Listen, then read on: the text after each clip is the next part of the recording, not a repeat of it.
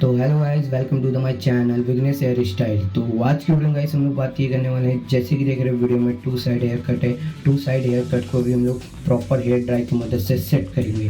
तो चलिए guys video start करते हैं। उससे पहले अगर आपने अभी तक हमारे चैनल को सब्सक्राइब नहीं किया तो पहले हमारे चैनल को सब्सक्राइब कर लीजिए और बेल आइकन को ऑल पे सेट कर लीजिए, ताकि हमारी कोई भी वीडियो यूट्यूब पर अपलोड हो तो आपके पास हमारी नोटिफिकेशन है। तो चलिए गाइस वीडियो स्टार्ट करते हैं।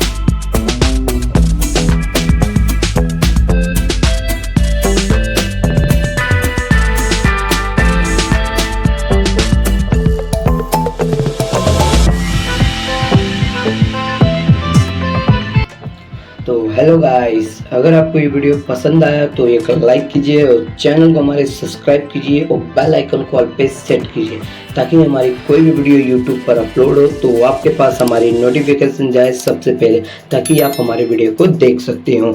तो चलिए गाइस, इसी के साथ अभी हम लोग नेक्स्ट वीडियो में मिलने वाले हैं।